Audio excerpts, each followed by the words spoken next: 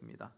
요한복음 21장 15절부터 23절까지 말씀을 한 절씩 교독합니다. 제가 가진 성경 신약 185페이지입니다. 185페이지.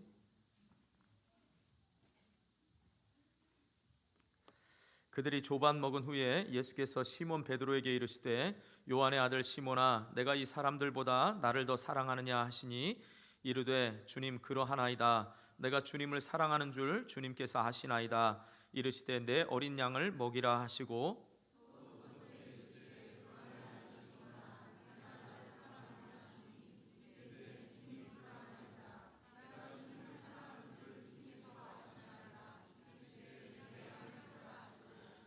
세 번째 이르시되 요한의 아들 시몬아 내가 나를 사랑하느냐 하시니 주께서 세 번째 내가 나를 사랑하느냐 하심으로 베드로가 근심하여 이르되 주님 모든 것을 아시오매 내가 주님을 사랑하는 줄을 주님께서 아시나이다.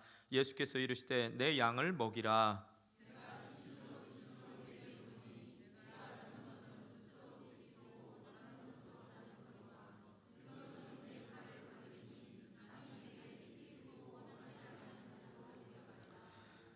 이 말씀을 하심은 베드로가 어떠한 죽음으로 하나님께 영광을 돌릴 것을 가리키심이로라. 이 말씀을 하시고 베드로에게 이르시되 나를 따르라 하시니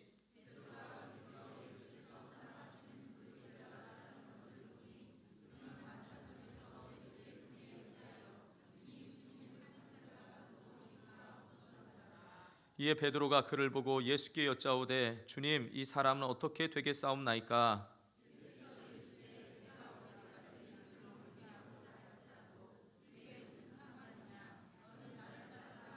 함께 이 말씀이 형제들에게 나가서 그 제자는 죽지 아니하겠다 하였으나 예수의 말씀은 그가 죽지 않겠다 하신 것이 아니라 내가 올 때까지 그를 머물게 하고자 할지라도 내게 무슨 상관이냐 하신 것이로라. 아멘. 우리 지난주에 이어서 해변 8원을 통한 예수님의 사랑을 살펴보면서 은혜를 나누려고 합니다. 혹시 지난주에 출석하시지 않은 분이 계시다면 교회 블로그를 통하여서 다시 한번 말씀을 들으시면 오늘 말씀과 연결해서 더 말씀의 풍성한 그 사랑을 누리게 될 줄 믿습니다. 오늘은 우리 해변 8원, 갈릴리 해변, 갈릴리 호숫가, 이렇게 갈릴리 바닷가라고도 말합니다. 이 8원 중에서 오늘은 5번째 예수님이 하신 말씀부터 8번째 하신 말씀까지를 살펴보면서 마지막 우리에게 부탁하시고 또 보여주신 그 사랑의 은혜를 풍성히 누릴 수 있기를 주님의 이름으로 축복합니다. 자, 예수님께서 5번째로 하신 말씀은 반복된 말씀입니다. 15절, 16절, 17절에 요한의 아들 시몬아 내가 이 사람들보다 나를 더 사랑하느냐라고 물으셨습니다. 쉽게 말하면 15절에는 이 사람들보다 이렇게 돼 있지만 그걸 또 쉽게 말하면 내가 나를 사랑하느냐라고 이렇게 물으시는 말씀입니다.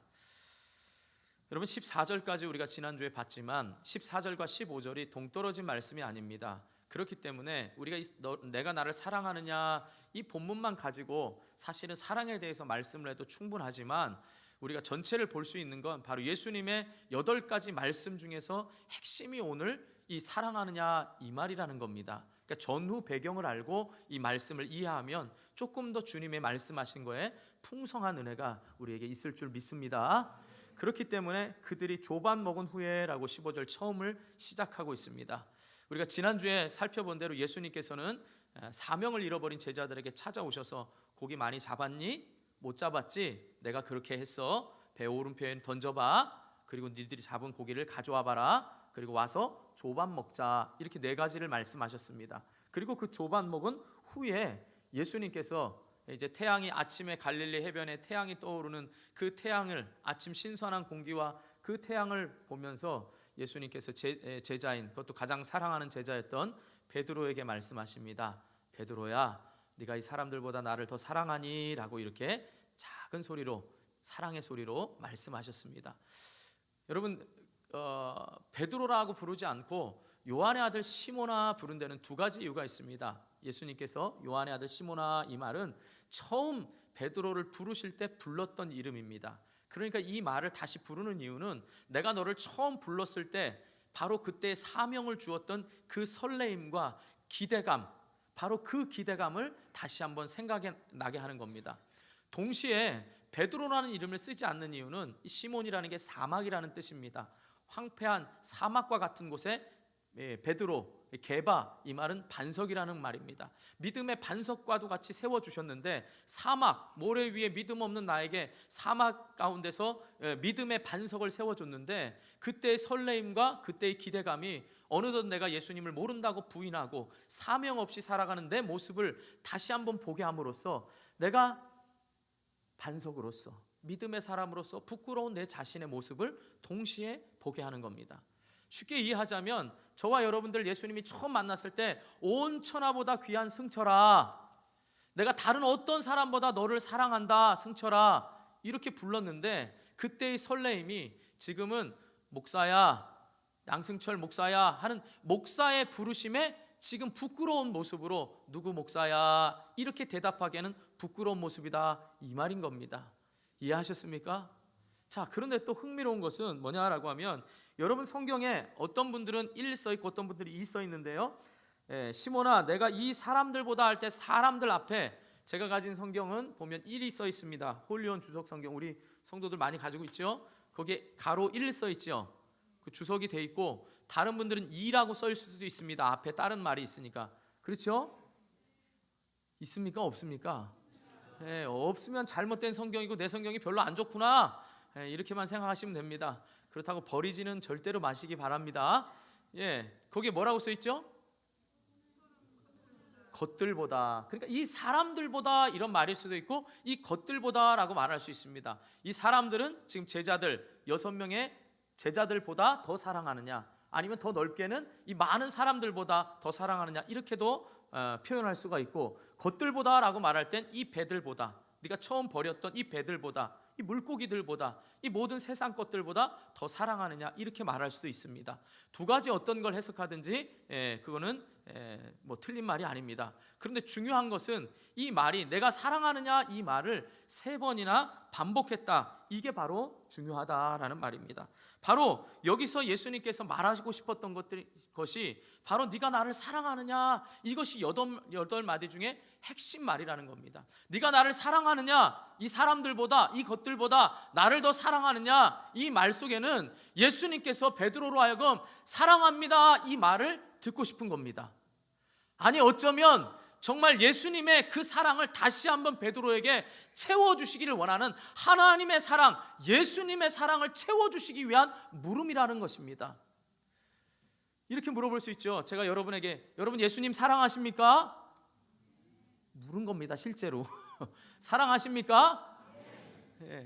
자신 있게 대답했습니다. 여기하고 여기가 좀 큰 것 같아요. 양쪽 사이즈는 좀 작았어요. 인원이 작아서 그럴 수도 있지만, 자, 사랑합니다 이렇게 말했습니다.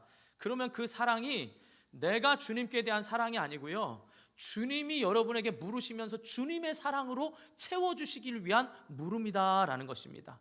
이따 끝에 왜 그런지를 말씀드리겠지만, 자, 우리말과는 달리요, 헬라어에 보면은 의미와 대상에 따라 사랑이라는 말을 4가지 단어로 구분하고 있습니다. 여러분 많이 들어보셨을 겁니다. 뭐 이 설교를 워낙 많은 목사님들을 통해서 여러분 들어보셨겠지만, 남녀 간의 사랑을 에로스라 그러죠. 또 가족 간의 사랑을 스톨케라고 합니다. 또 형제 간의 우애를 뭐라 그러죠? 필레오라고 합니다.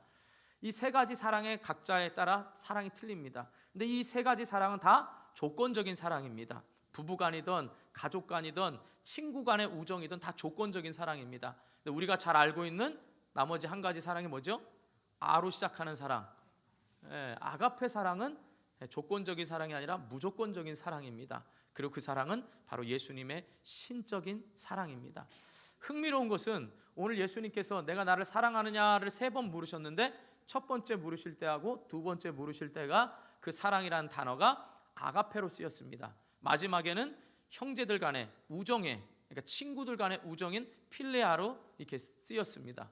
그러니까 이걸 가지고 어느 성경학자들은 예수님께서 왜 첫 번째와 두 번째는 아가페 사랑을 물으시고 마지막에는 왜 필레오 사랑으로 말씀하셨을까, 이거의 이유를 가지고 뭐 자세하게 설명을 하는데, 저는 그 말에 동의하지 않습니다. 그런 해석을 저는 받아들이지 않습니다.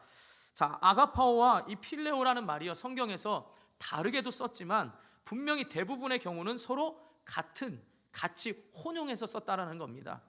그러니까 대표적인 게 예를 들면 요한복음 3장 35절에 보면 아버지께서 아들을 사랑하사 만물을 다 그의 손에 주셨으니 할 때 아버지께서 아들을 사랑하는 바로 예수님에 대한 하나님의 사랑을 표현하면서 여기에 아가파오, 아가페라는 말을 썼고요.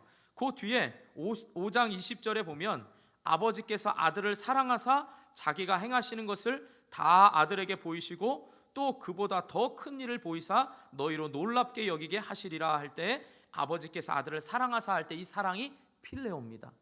그러면 하나님이 아들에 대한 예수님에 대한 사랑이 어느 때는 아가페고 어느 때는 필레오가 아니라 이 두 단어가 혼용해서 같이 썼다라는 겁니다. 이게 신약에만 있는 게 아니라 많은 예가 있지만 자, 구약의 또 대표적인 예를 보면 창세기 37장 3절에 보면 여러분 야곱에게 12아들이 있었죠. 그 아들 중에 누구를 사랑했죠? 특별히?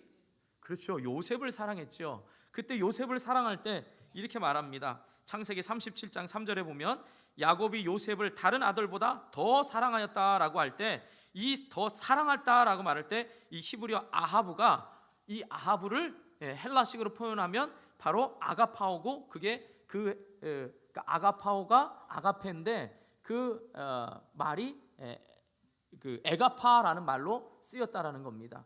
그러니까 이 아하브라는 구약의 단어가 사랑한다는 말이 바로 헬라식 표현으로 하면 에가파고 이 에가파가 아가파오에서 파생됐다라는 겁니다. 그리고 또 다음 절인 4절에 보면 이 바로 이 필레오가 필레이로 번역이 돼서 결국 야곱이 요셉을 사랑할 때라고 말할 때도 그것이 아가페적인 사랑으로도 쓰였고 또 서로 남자들 간의 우정이 말하는 이 필레오로도 쓰였다라는 겁니다.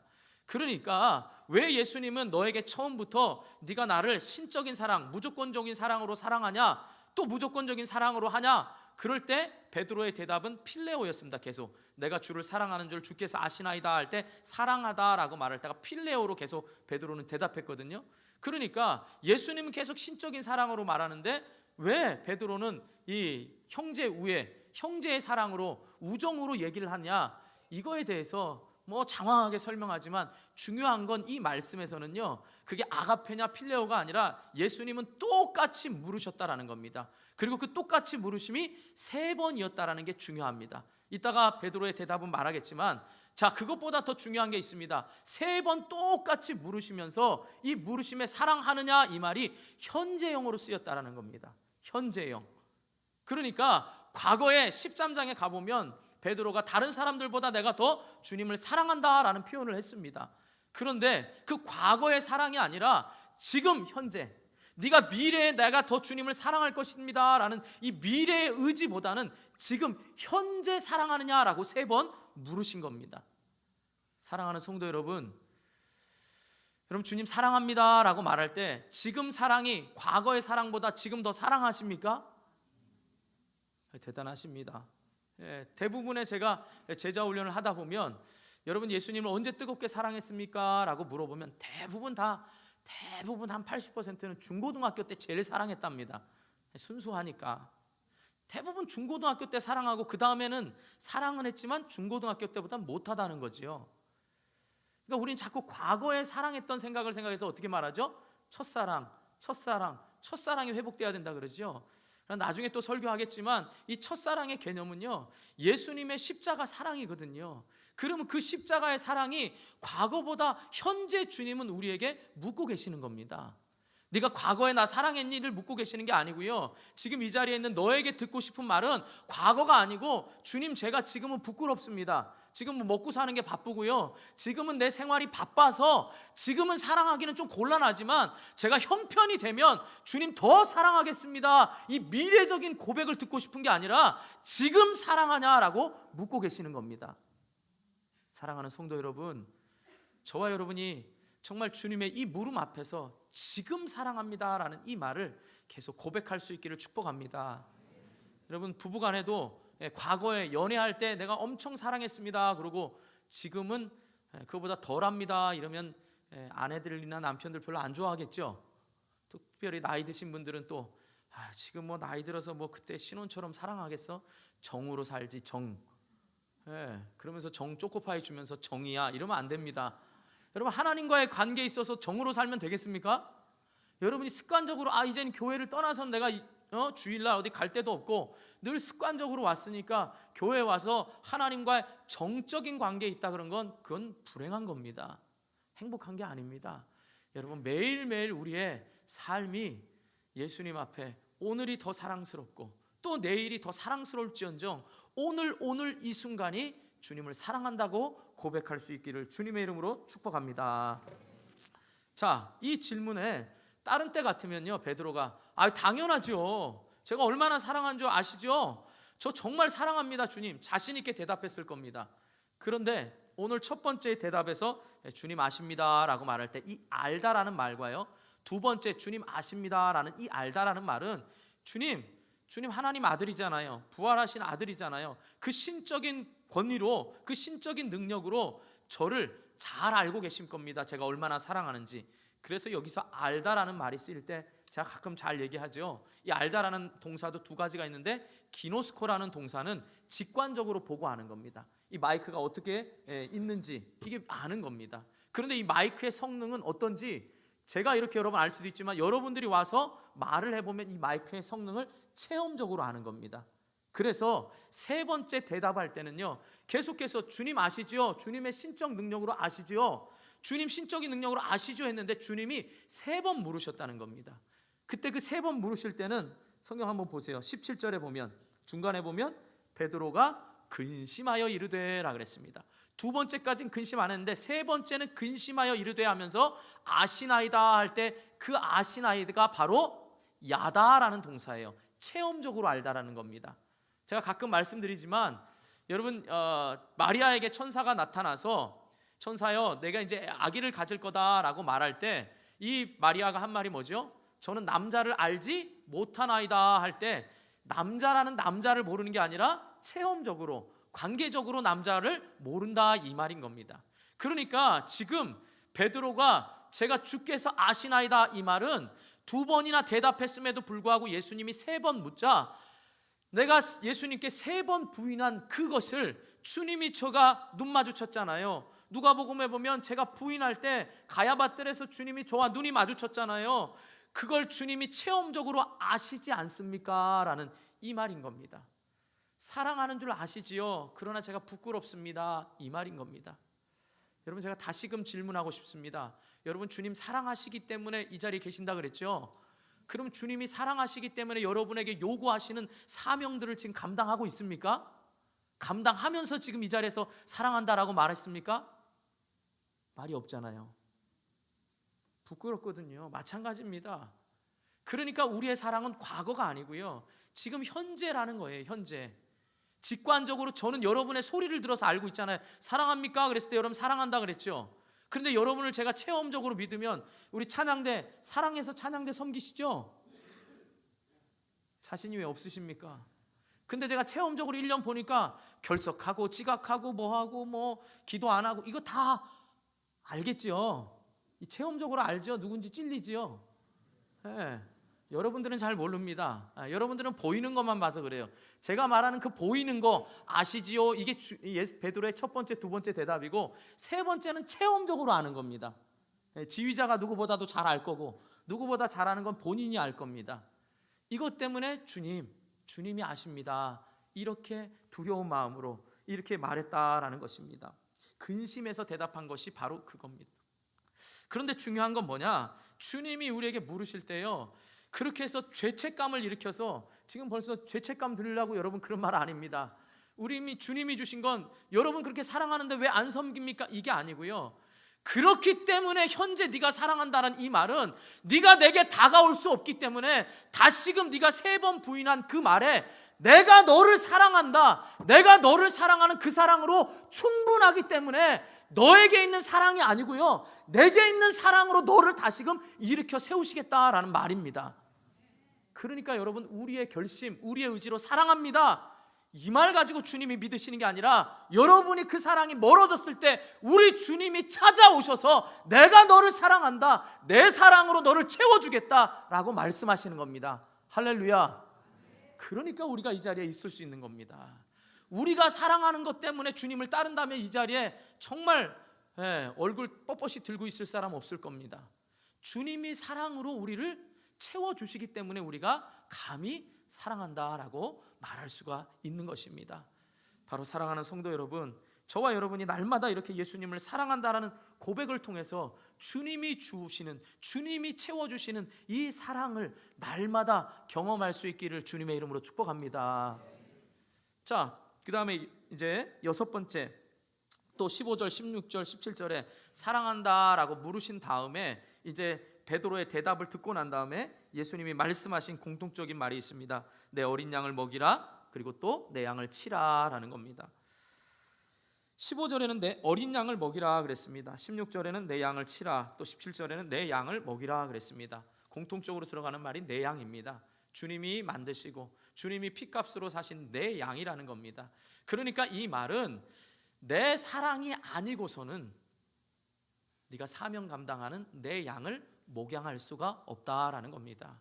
그러니까 제가 이 사랑이 중심이 된다는 이유는요, 주님의 사랑으로 채워져야만 주님이 맡기시는 양들을 목양할 수도 있다라는 것입니다. 그러니까 우리 힘이 아니라요, 예수님의 사랑으로 채워질 때만 우리는 예수님이 맡기신 양들을 목양할 수가 있는 것입니다.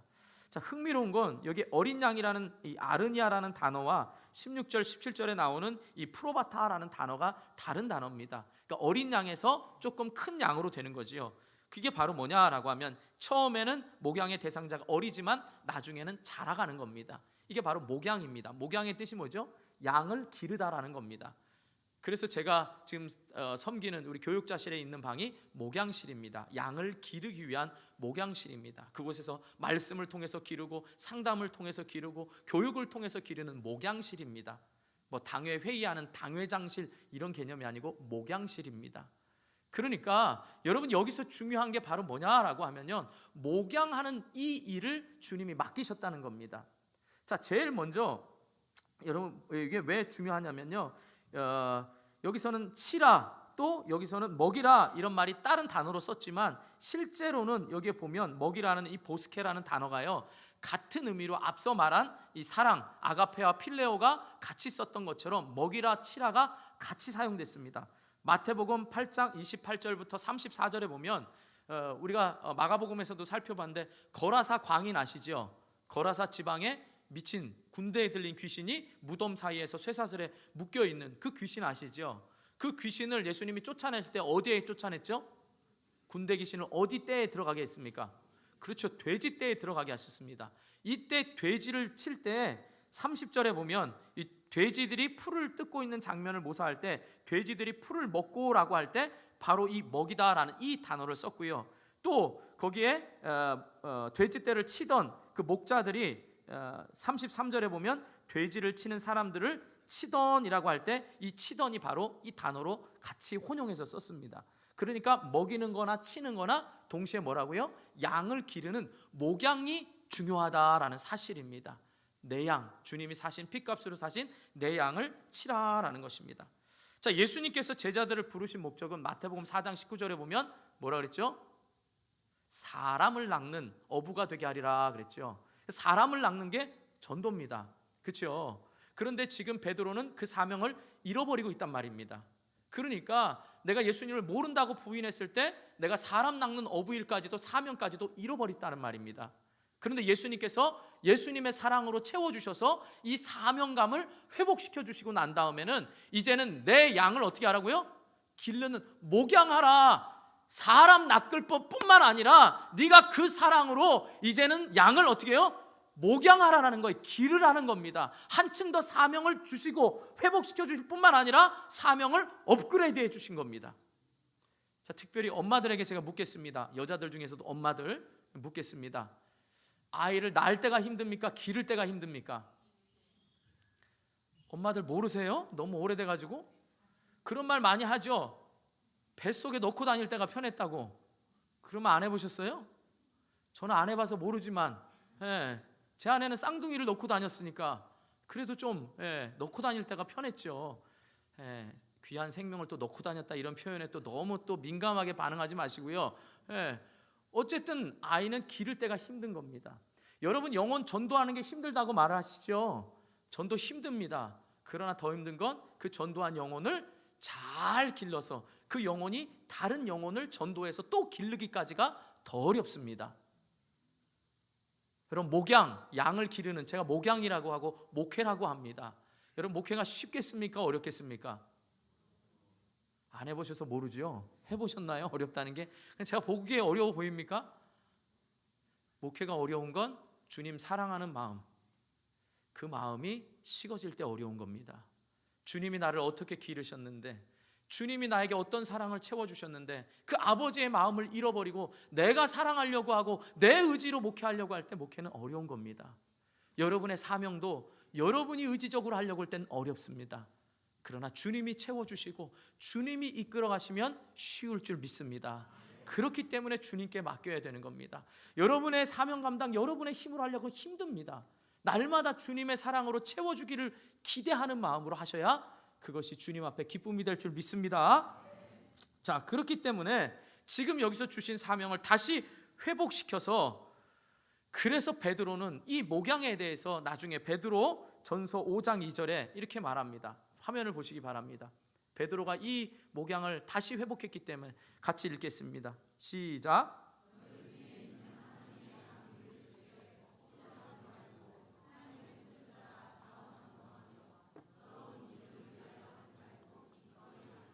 네, 이게 목회자에게만 행하는 게 아니라요, 여러분이 하는 모든 사명 감당한 일에 한 영혼을 살리는 일에 있어서 억지로 하거나요, 그것에 다른 이득을 챙기려고 여러분들이 직분 감당하면 안 되는 겁니다.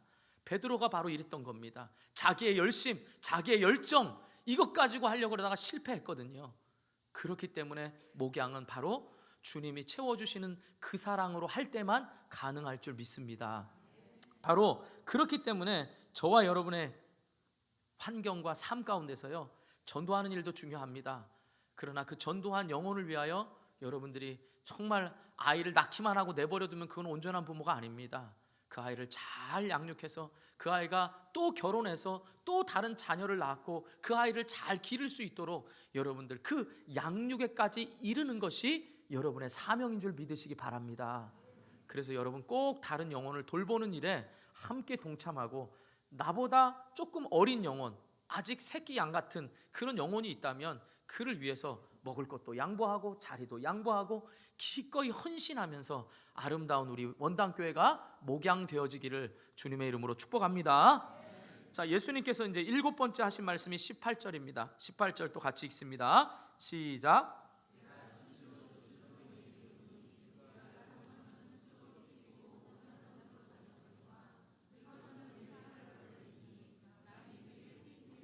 원하지 않은 곳으로 데려가리라. 이제 베드로의 미래에 관한 일입니다. 베드로뿐만 아니라 야고보, 도마를 비롯한 제자들이 모두 순교의 길을 갈 것을 예수님께서 예언하신 겁니다. 자, 주님을 사랑한다고 했어요. 내 사랑이 아니라 주님의 사랑으로 채워질 때 우리는 목양을 감당할 수 있습니다. 그런데 이 목양의 길이요, 쉬운 길이 아니라 고난의 길, 십자가의 길, 결국 두 팔 벌려서 베드로가 어떻게 죽을 것인가에 대해서 말했다고 19절에 말씀합니다. 이 말씀은 베드로가 어떠한 죽음으로 하나님께 영광을 돌릴 것을 가리킴이로라 라고 말씀합니다. 그러니까 지금 베드로가 예수님 십자가에 죽으신 것 두려워서 자기 뜻대로 살아갔지만 결국 나중에는 바로 주님이 원하는 대로, 자기의 삶이 아니라 주님 원하는 대로 살 때 남들이 그 사역을 하는 데 있어서 이끌어간다라는 것입니다. 자, 그런데 흥미로운 것은 그 앞에 내가 진실로 18절에 말씀합니다. 내가 진실로 내게 이르노니 라는 이 말이요, 흥미롭게도 요한복음 13장 38절에 보면 베드로가 닭이 울기 전에 예수님을 3번 부인할 거라고 말할 때 예수님께서 내가 진실로 내게 이르노니 이 말을 썼습니다. 그러니까 예수님은 계속해서요, 베드로와 하여금 사명을 회복시켜주고 사랑을 회복시켜 주실 때 자기의 과거의 잘못들을 다 용서해 주시고 회복하는 방법이 너 왜 그때 부인했어? 이런 책망이 아니고요, 내가 진실로 내게 이르노니 해서 베드로가 결국 닭 울기 전에 3번 부인했습니까? 안 했습니까? 했지요. 그러니까 여기서 내가 진실로 내게 이르노니, 네가 내 사랑으로 충만해졌지? 그래서 내가 너에게 사명을 다시 부여한 거야. 양들 영혼 살려, 그리고 양들 목양해. 그런데 네가 어떻게 이루어질 걸 내가 진실로 진실로 내게 이루노니, 반드시 이것도 응하여 될까요? 안 응답될까요? 응답되는 거예요. 어떻게 죽는다고요? 십자가의 길, 고난의 길에 영광스러운 죽음을 맞이할 거라는 거예요. 예수님처럼. 그러면 저와 여러분의 삶이, 목양하는 이 삶이 쉽지 않아요. 여러분, 예수 믿는 게 쉽습니까? 쉬워요, 어려워요? 쉽다고 하는 분은 잘 못 믿는 분입니다. 근데 진짜로 쉽다고 하는 분은 주님과 동행하기 때문에 쉽다, 이런데 감히 이렇게 말할 사람은 많지 않기 때문에, 여러분 정말 쉽다라고 하는 분은요, 여러분이 양다리 걸치고 있기 때문에 쉽습니다. 친구도 사랑하고 돈도 사랑하고 재밌는 것도 좋아하고 이러고 주일날 교회 한번 오면 그건 양다리죠. 그러니까 여러분, 잘 믿고 있는 것처럼 보입니다. 그러나 진실로 우리가 사명 감당하고 목양하면요, 세상에 나가서 그리스도인으로 살면요, 세상 친구들하고 멀어져야 되고요, 세상 즐거움 버려야 되고요, 이 십자가의 길, 고난의 길, 핍박이 있고 손해보는 이 길을 기꺼이 가는 겁니다. 그럼에도 불구하고 이 길이 생명의 길, 영광의 길이라고 알고 믿고 가는 겁니다. 왜요? 예수님이 하신 진실로 진실로 내게 이르노니, 이 약속의 성경의 말씀이 우리에게 그대로 이루어질 줄 믿습니다. 이걸 바라보고 가는 겁니다. 이 땅의 짧은 삶, 이 땅에 먹을 거 입을 거 걱정하며 사는 삶이 아니라 영원한 천국을 바라보고 가기 때문에 이 삶을 기꺼이 갈 수가 있다라는 사실입니다. 할렐루야. 이게 바로 베드로의 미래를 우리 주님께서 말씀하신 겁니다. 그렇기 때문에 베드로는 나중에 어떻게 했죠? 십자가에 죽을 때 전설에 의하면 어떻게 되죠? 많이 들어보셨죠? 내가 예수님 3번이나 부인했는데 내가 감히 어떻게 십자가에 예수님처럼 달려 죽을 수 있습니까? 저는 부끄럽고 부족하고 예수님처럼 그렇게 할 수 없습니다라고 십자가에 거꾸로 매달려 죽었다라는 것입니다. 반드시 응하여 되리라. 내가 진실로 진실로 내게 이르노니. 사랑하는 성도 여러분, 오늘 저와 여러분에게 말씀하시는 예수님의 내가 진실로 진실로 내게 이르노니 하는 이 말씀이 반드시 응답된 걸 믿으시길 축복합니다. 그리고 이 길을 영광스럽게 걸어가는 저와 여러분이 되기를 주님의 이름으로 축원합니다. 자, 마지막 이제 8번째 하신 말씀은 우리 19절과 22절에 나옵니다. 나를 따르라 라는 말입니다. 자, 예수님께서 지금 이렇게 영광스러운 죽음을 네가 맞이할 거다라고 베드로에게 말합니다. 그때 갑자기 베드로가 궁금해졌습니다. 베드로가 20절에 보면 돌이켜 예수께서 사랑하시는 그 제자, 이 제자가 누구라고요? 요한이라 그랬죠. 자기가 자기를 말할 때 사랑하는 제자라고 한 겁니다. 근데 자기 이름을 넣기가 쑥스러우니까 이렇게 표현한 거고, 만찬 때, 예수님의 최후의 만찬 때 예수님의 무릎에 기대어 있던 것도 요한입니다. 그러니까 베드로가 궁금해졌습니다. 이 말은요, 내가 십자가의 영광스러운 죽음을 갔는데 주님이 사랑한다고 하는 이 제자는 어떻게 되겠습니까? 라고 할 때는요, 시기하거나 질투해서 얘는 어떻게 되죠? 라는 이 표현이 아니고요, 나는 이 영광스러운 죽음을 할 때 이 사람들은 어떻게 되겠습니까? 이런 위로와 격려의 표현이 있는 겁니다. 주님, 이 사람들은 어떻게 되겠습니까? 라는 겁니다. 제가 그럴 줄 않겠습니까? 주님, 저는 십자가의 길, 영광의 길이 갑니다. 제 길이 복된 길입니다. 이 길을 갑니다. 근데 우리 성도들의 길은 앞으로 어떻게 될까요? 이렇게 물어볼 수 있잖아요. 그때 주님이 말씀하십니다. 야, 다른 사람의 길 생각하지 말고 네 길, 네가 가야 될 그 길만 나를 따르라, 이렇게 말씀하시는 겁니다. 그러니까 예수님의 주권 하에서 우리는 다른 사람을 보고 저 사람 예수 저렇게 믿으니까 잘 되더라, 아니 저 사람 예수 안 믿으니까 이렇게 되더라, 어떻게 되더라, 남들 보는 게 아닙니다. 내게 맡겨진 사명을 그저 주님만 따르기만 되는 겁니다. 다른 교회가 어떻게 될까요? 다른 사람이 어떻게 될까요? 저 사람처럼 예수 믿으면 어떻게 될까요? 이게 중요한 게 아니고 지금 내게 맡겨진 그 사명, 식사, 봉사, 집에서 일하는 거, 이게 다 목양하는 일에 사용된다는 걸 잊지 마시고 여러분에게 각자에게 맡겨진 일에 최선을 다할 수 있길 축복합니다. 여러분 지금 예배 드리면서도 그럼 난 아무것도 안 봉사하는데, 이렇게 당황하지 마시고 여러분 예배를 드릴 때에 이 예배 가운데 임재하시는 하나님을 바라보면서 여러분이 참된 예배자가 된다면 그것 또한 여러분들이 목양하고 사명을 잘 감당하는 줄 믿으시길 축복합니다. 정말 믿으시기 바랍니다.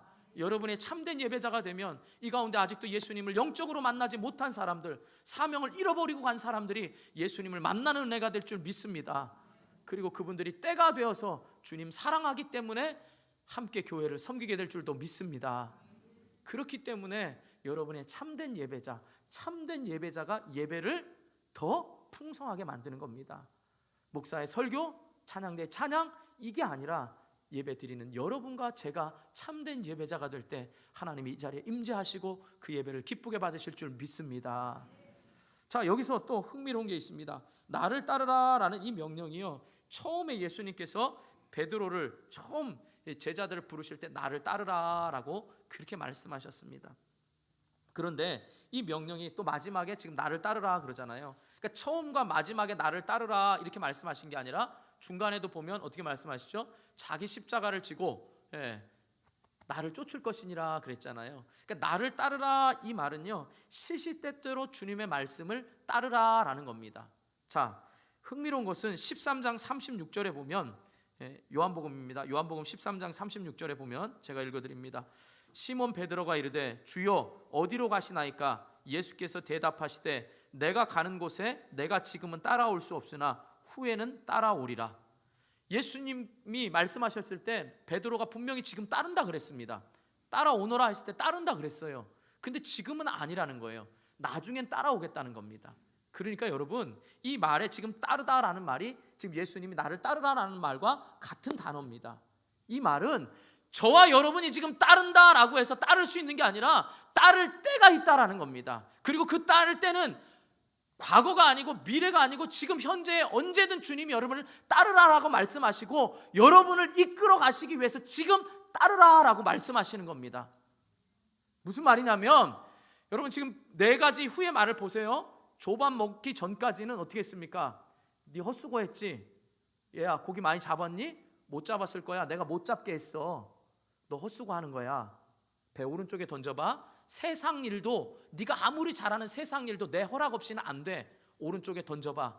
네가 내 말에 듣고 하물며 영적인 일, 이 내 양을 먹이는 이 일은 내 말대로 내 뜻대로 해야 네가 풍성하게 거둘 수 있어.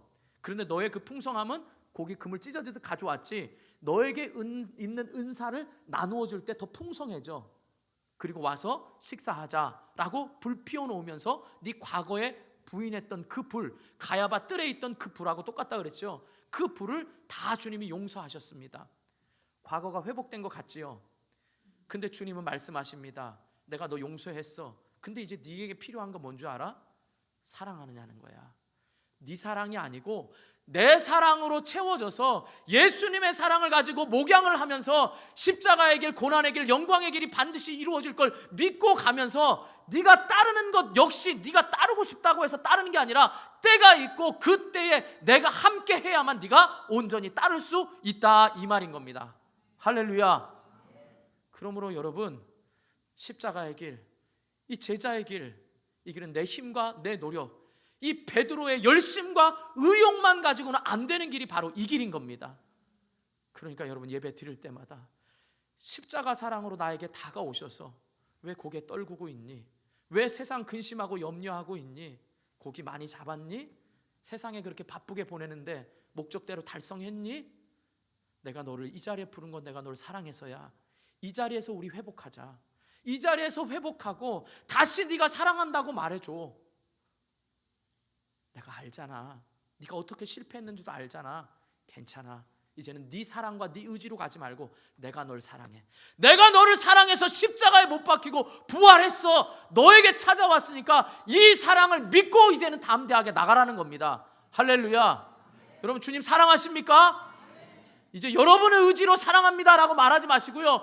주님이 말할 수 없는 사랑으로 내게 오늘도 사랑한다 승천아, 사랑한다 목사로서가 아니라 온 천하보다 귀한 너를 위하여 십자가에 죽고 부활하신 그 사랑으로 내가 사랑한다 이 말에 확신을 갖기를 축복합니다.